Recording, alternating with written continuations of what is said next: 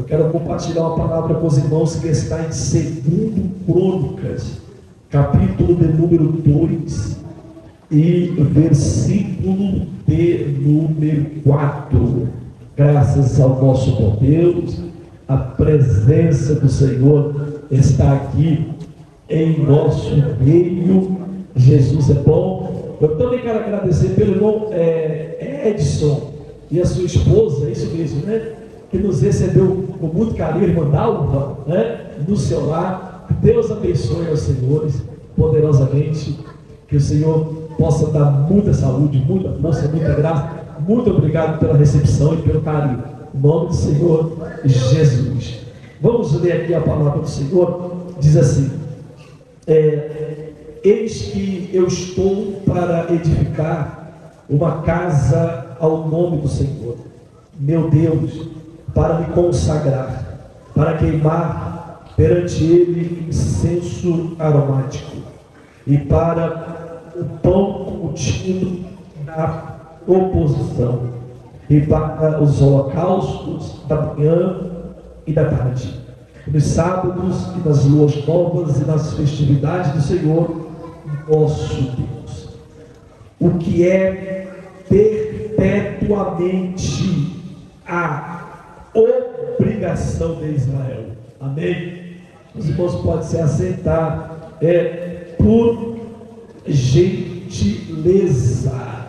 Graças ao nosso bom Deus, que em tudo nos garante a bênção e a vitória. Desde o deserto, o nosso Deus, Ele projetou um lugar específico para que os filhos de Israel adorassem a Ele e também praticassem a liturgia do culto.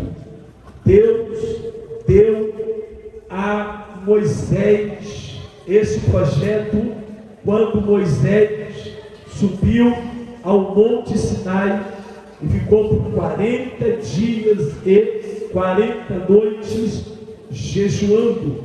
O Senhor mostrou a Moisés um tabernáculo, porque o desejo do nosso Deus até então era habitar no meio do seu povo. Moisés, quando desce do Monte Sinai, ele convoca a princípio 2 obreiros que Deus encheu de conhecimento, de entendimento e do Espírito Santo, a saber, Bezalel e Aholiabe. E Moisés explicou para esses 2 obreiros o que Deus mostrou para ele no monte. Era um tabernáculo, uma tenda móvel que era montada e também que era desmontada. Segundo a história, o tabernáculo pesava aproximadamente 2,5 toneladas. Deus convocou somente uma tribo dentre as 12 para trabalhar para o Senhor na sua obra. Dentre essas 12 tribos, o Senhor separou a tribo de Levi. Dentre a tribo de Levi, seus 3 filhos, Gerson, Coate e Merari. Cada família tinha uma responsabilidade concernente ao tabernáculo, a sua manutenção, a sua montagem, como eles carregariam pelo deserto 2,5 toneladas, e como eles também montavam. O sinal era a nuvem, Quando a nuvem alçava, os filhos de Israel desmontavam o tabernáculo e começava a peregrinação. Quando a nuvem parava, eles entendiam que tinha que montar o tabernáculo. Isto foi até então por um período no deserto de 40 anos.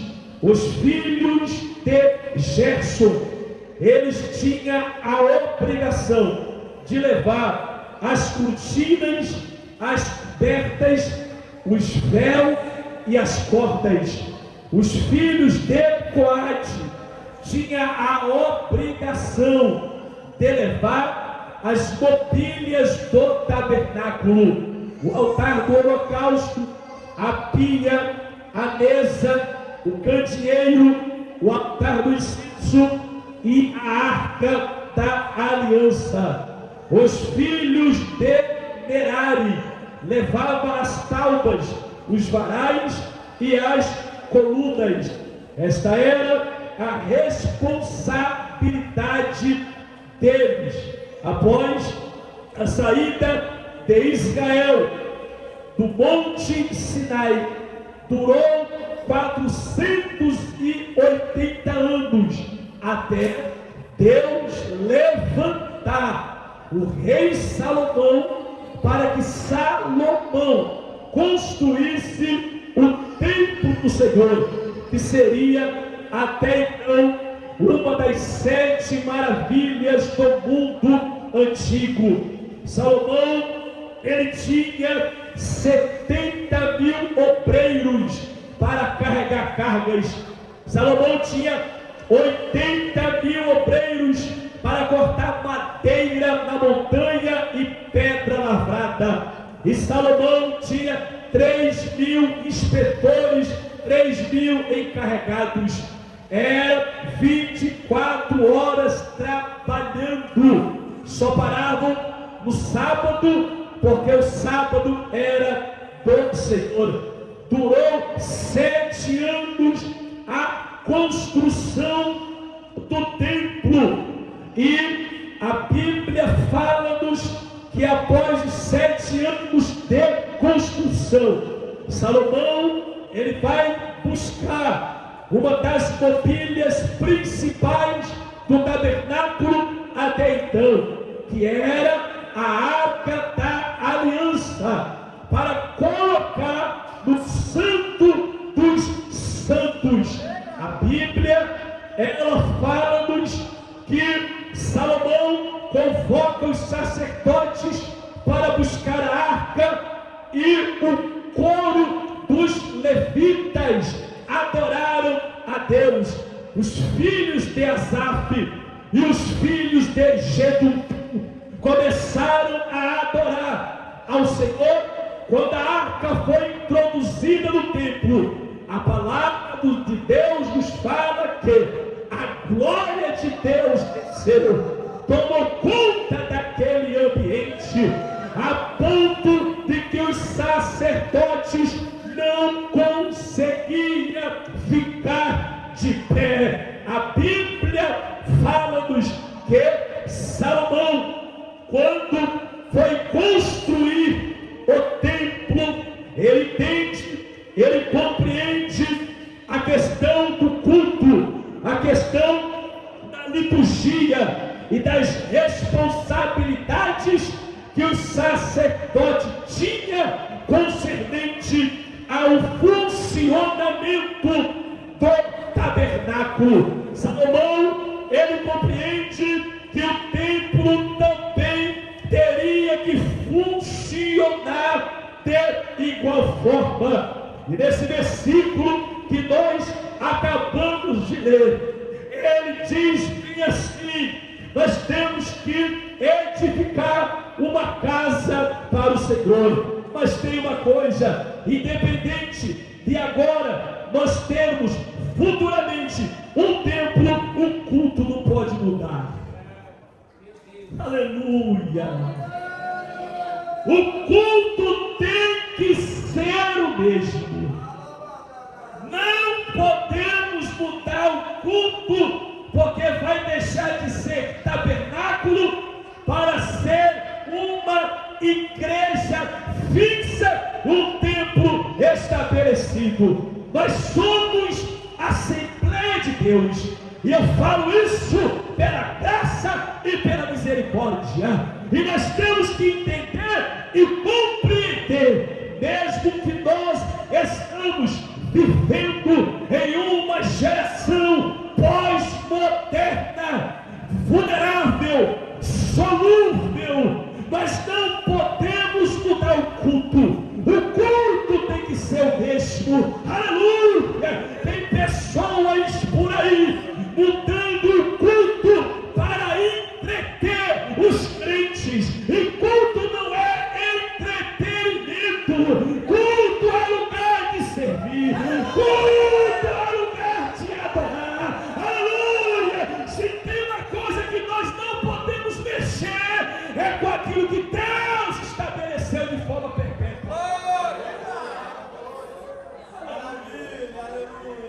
Quem pode levantar as mãos e dar glória para Jesus? Glória, glória, glória! Salomão está em uma outra geração. Já tinha passado Saul, já tinha passado Isbossete, já tinha passado Davi. Salomão nasceu num tempo áureo do ouro, da prata e do cobre. Salomão não nasceu no deserto, Salomão nasceu no palácio, mas Salomão falou: o culto não muda. Orai de remanar a palaçúria. O culto vai ser o mesmo. Se nós quisermos que Deus, Ele opere poderosamente em nosso meio, nós temos que seguir o padrão. E o padrão está nas Escrituras. Nós não podemos ficar mudando culto, nós não podemos ficar mudando liturgia do culto, nós não podemos ficar mexendo naquilo que Deus instituiu desde a eternidade. E Salomão falou bem assim: olha, nós vamos construir uma casa para o Senhor, é uma obra grande. Mas tem uma coisa, não vamos deixar de, primeiro, os irmãos vão entender, vou estar terminando. Primeiro, nós não vamos deixar de quê? Mais incenso. Meu Deus! Segundo, nós não vamos deixar a mesa sem pão. E terceiro, nós não vamos deixar o altar do holocausto sem sacrifício. Meu Deus! E eu quero concluir essa mensagem. Se eu fosse colocar o tema dessa mensagem, eu ia colocar as 3 obrigações de um missionário. Aleluia! As 3 obrigações de um obreiro. Porque a Bíblia diz que esta é, aqui nas Escrituras, irmãos, perpetualmente a obrigação de Israel. É princípio perpétuo. Mas pastor, eu não posso fazer, segura, a obra de Deus quando eu quiser, para obreiro não. Meu Deus! Para missionário não. Mas nós aprendemos sobre a voluntariedade, mas a nossa voluntariedade não anula as nossas obrigações.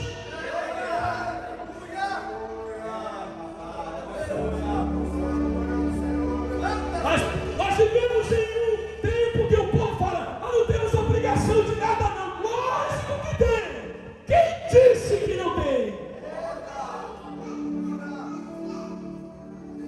Um dia Jesus, ele orou, deu graças e aconteceu um milagre.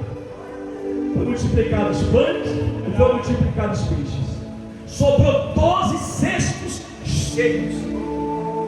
Jesus estava com aproximadamente 15 mil pessoas. E a Bíblia diz que Jesus começou a cumprimentar o povo. Ele olha para Pedro, Tiago, João, Felipe, Natanael, Judas, e fala bem assim,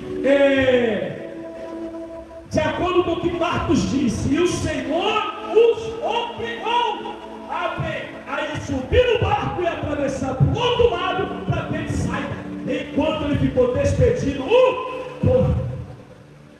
O que é uma obrigação, pastor? Uma obrigação é uma ordem imposta.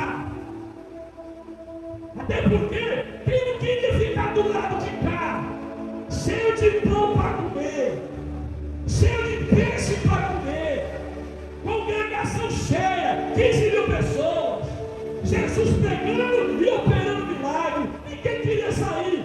Só que Marcos chegou e falou assim: Jesus obrigou, entra no barco, entra no barco, entra no barco, entra no barco, vem comigo, vocês têm que entrar no barco. Não, pastor, não, Jesus, mas eu não quero, eu não senti no meu coração. Não tem nada de sentir no meu coração.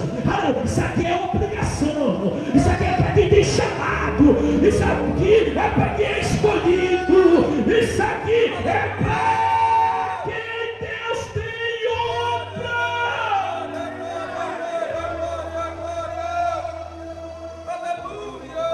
Paulo disse: eu não tenho com que me gloriar, porque foi me imposta essa obrigação. E ai de mim se eu não pregar o evangelho. Eu sou obrigado. Aqui não tem como, eu escolho, não escolho, eu vou, eu não vou, só se eu sentir no meu coração, só se eu estiver bem. Não, aqui é obrigação. Aleluia. Nós temos 3 obrigações. A primeira é queimar incenso. E a Bíblia diz no Salmo 141, verso 2, que suba as minhas orações como um incenso suave ao Senhor. A primeira obrigação de um missionário é orar. A primeira obrigação de um obreiro é orar. A primeira obrigação de um candidato ao santo ministério é orar. Aleluia. Nós temos atualmente tempo para tudo, só não temos mais tempo para orar. A oração ainda continua, aleluia, sendo primordial para a obra de Deus. Os apóstolos um dia chegaram para Jesus e não pediram para Jesus para aprender a pregar, não pediram para Jesus para aprender a cantar, não pediram para Jesus para aprender a abrir igreja, não pediram para Jesus para administrar a igreja, não pediram para Jesus para aprender a tocar teclado, nem bateria, nem baixo, nem guitarra, nem piano, nem flauta. Eles falaram: Jesus, se o Senhor quiser nos ensinar uma coisa, nos ensina a orar. Orar, nos ensina a orar.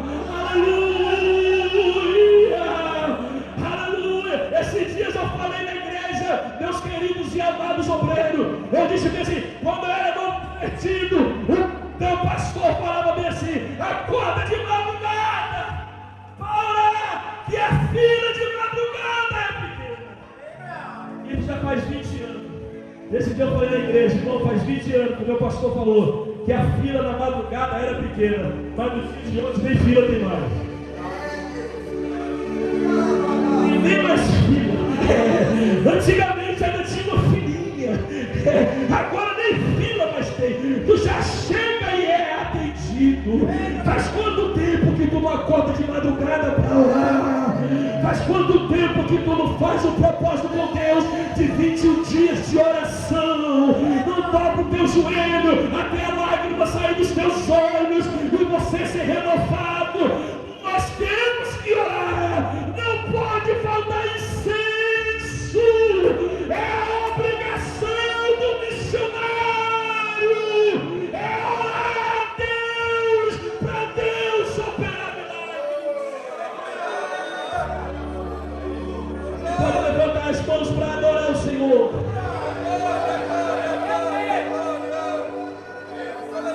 Aleluia.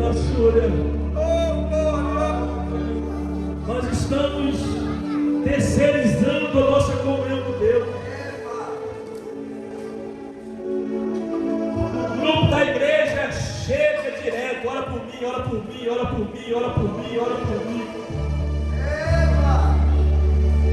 Mas a questão não é só pedir para o seu pastor orar, para o seu dirigente orar, para o seu líder orar. A questão é você orar. Orar sua. É você buscar a Deus também. Nós temos que largar um pouco isso aqui, ó. Deixar fora do quarto. Entrar no nosso aposento e fechar a porta. E só sair quando o Espírito de Deus falar conosco. Orando e a cara séria.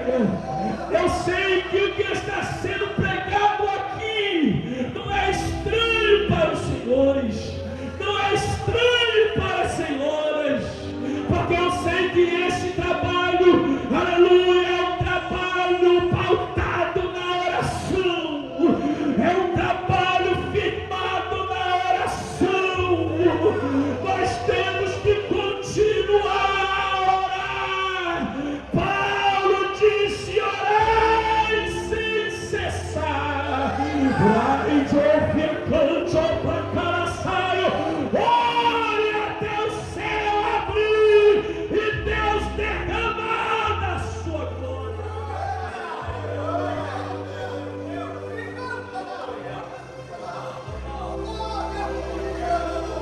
O apóstolo Paulo começou a terceira viagem missionária. Ele chegou em Filipos. A primeira coisa que Paulo fez foi procurar um lugar para oração. Era um missionário no solo europeu. Ele foi para uma praia, um lugar de oração. Conheceu uma mulher chamada Lídia, vendedora de púrpura, a qual abriu as portas da sua casa e o seu coração para o Evangelho. Paulo entra, batiza a família de Lídia, e a Bíblia diz que sempre quando ele ia, voltava, tinha uma moça que falava: esse homem é um santo homem de Deus. O Paulo ia, voltava. Um dia ele volta da oração e fica incomodado com aquilo. Foi usado por Deus para libertar aquelas jovens. Não gostaram do que o Paulo fez, porque as adivinhações davam muito lucro. E é isso que está acontecendo aí fora. Estão adivinhando e não vão parar, porque dá muito lucro, a não ser o dia que Deus pensa. Aí prenderam Paulo, deram a sua em Paulo, deram a sua em Silas. Prenderam ele num tronco, num cárcere interior. E Paulo ferido, Paulo machucado, Paulo preso, Paulo injustiçado, porque ele era cidadão romano, não precisava passar por aqui. Mas a Bíblia diz que meia-noite eles oravam. Aleluia, eu estou machucado, mas eu não posso deixar de orar.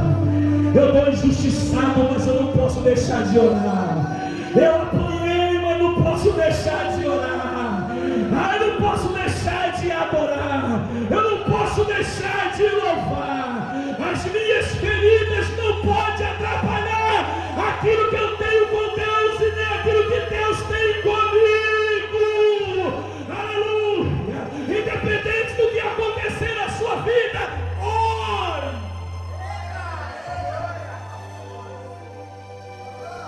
Deus vai responder às suas orações.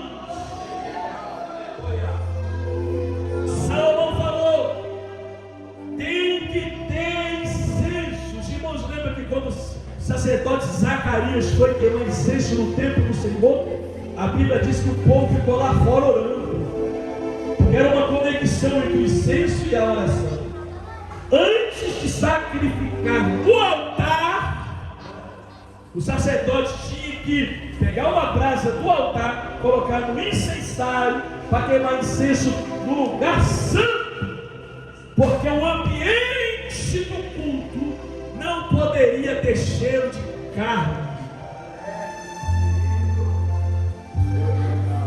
Aleluia.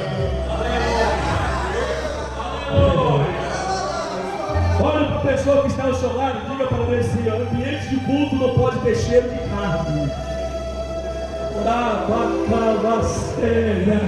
Aleluia. Ambiente de culto não. Aleluia. Lá fora até pode ter, mas no culto não. Aleluia. Zacarias vai queimar incenso. O anjo Gabriel desce. E o que o anjo fala para ele? Zacarias foi ouvir as suas orações. O povo lá fora orando, o sacerdote dentro do templo orando, ministrando incenso. Então o incenso está vinculado com a oração. A segunda obrigação de um missionário, quem me entende, diga amém, é que não poderia faltar pão na mesa. Jamais a mesa poderia ficar sem os pães da proposição. Segundo a tradição judaica, tinha 2 quilos cada pão. E eram 12. Tinha 12 centímetros e meio de altura. E eram trocados todo sábado. Todo sábado, o sumo sacerdote ia, colocava pão novo e o antigo eles comiam. Todo sábado. Pão na mesa significa que não pode faltar na vida do missionário, nem na vida do obreiro, aquilo que alimenta o povo, que é a palavra de Deus.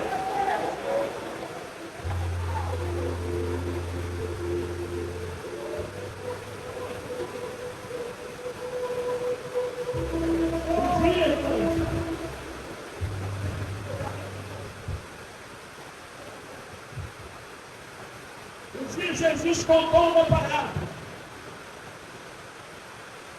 Jesus falou desse nome. Um dia, o homem foi até a casa de um companheiro. Chegando lá, tarde da noite, e pediu para o dono da casa alguma coisa para se alimentar. E o dono da casa não tinha o que nós temos que ter, pão. O dono da casa falou: não tem pão na mesa. E esse homem chegou aqui de fome. Eu vou na casa do vizinho e vou pedir para ele 3 pães emprestados, porque na minha casa não tem pão. Nós não podemos, de forma alguma, de maneira nenhuma, não ter alimento para o povo. Missionário, missionária, é EBO também, para nós, obreiros, a nossa mesa tem que ter pão. Aleluia! O profeta de Deus na Bíblia, eu estou falando os profetas bíblicos, não esses que tem por aí. Eles só falavam quando Deus lhe dava a palavra. Mas o sacerdote não. O sacerdote sempre tem que ter uma palavra. Sempre tem que ter um conselho. Sempre tem que ter uma instrução. E a vontade do inimigo é tirar o pão da nossa mesa para colocar qualquer outro alimento, mas cai por terra Satanás, porque vive Deus, que nunca vai faltar uma palavra na boca dos missionários, na boca dos obreiros, na boca dos cooperadores. Quem capacita é Deus, e Ele está aqui em nosso meio.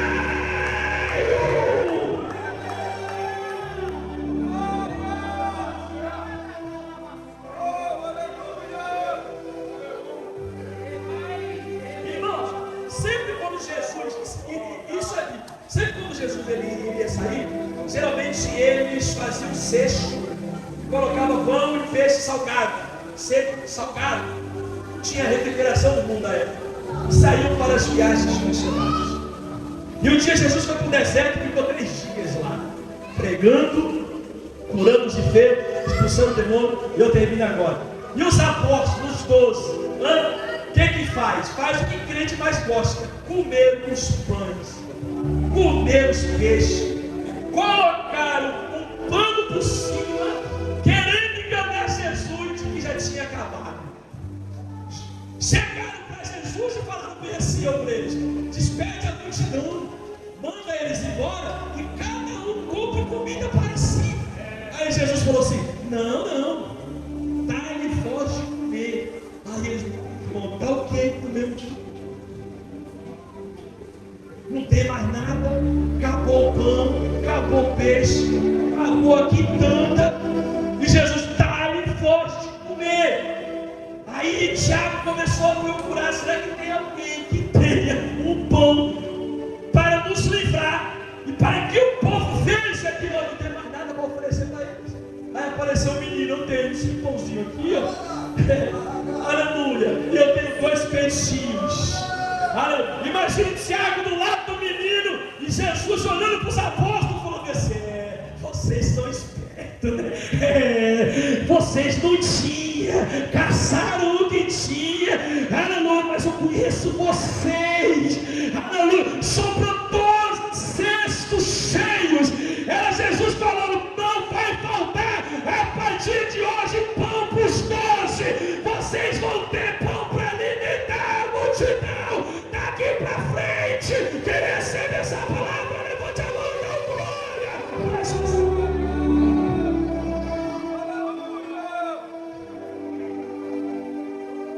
Essa é a obrigação do missionário. Eu concluo, eu encerro.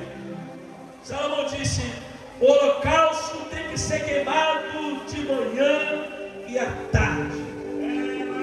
Salomão falou bem assim: o templo vai ser de ouro, as bases de pedra preciosa, a melhor madeira do mundo, revestido com a placa de ouro por dentro. Só que tem uma coisa: o fogo do altar não pode apagar. Orar novo, sua. Se ele queimou lá atrás, vai ter que queimar hoje também. Eu sinto a graça de Deus aqui. Se ele queimou no deserto, vai ter que queimar em Jerusalém também. Bramante, calabara, calabsúria. Aleluia. Salomão falou: a casa vai ser esplêndida. Aleluia. Mas o fogo do altar não vai apagar. É de manhã tem que ter sacrifício, à tarde tem que ter sacrifício, para que o fogo não se apague. Nós temos que pagar o preço.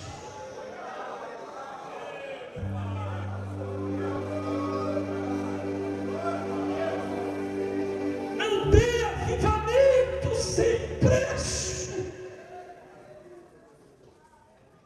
Esse é os problemas das loucas. Quando ouviu-se o clamor, aí veio o esposo. A Bíblia diz que às 10 dormiram. As loucas despertam, chegam às prudentes e falam bem assim: dai-nos do vosso azeite. As prudentes falaram assim: não dá, porque se a gente repartir, pode faltar para nós e para vocês. Ide aos que vendem e comprai. A gente tem que aprender a pagar o preço.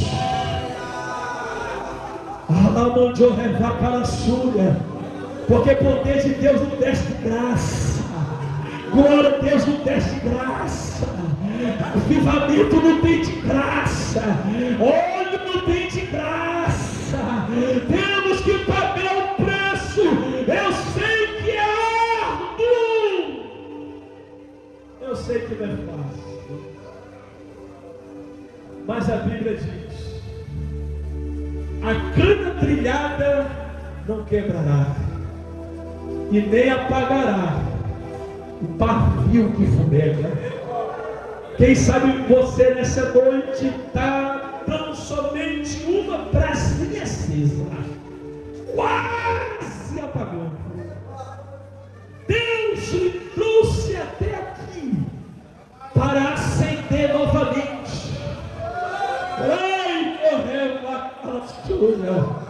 a chama do teu altar. Lá de o Espírito de Deus nos faz entender pelas Escrituras Sagradas que nós temos que ter 3 obrigações: é orar, é ter pão na mesa e ter sacrifício no altar. Essa é uma obrigação perpétua, inegociável,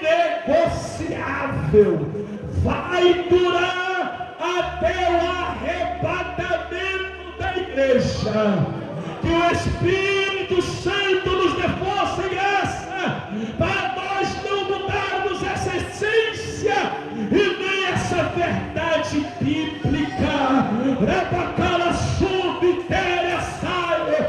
Estamos na casa de Deus para fazer a obra de Deus, candidatos ao santo ministério.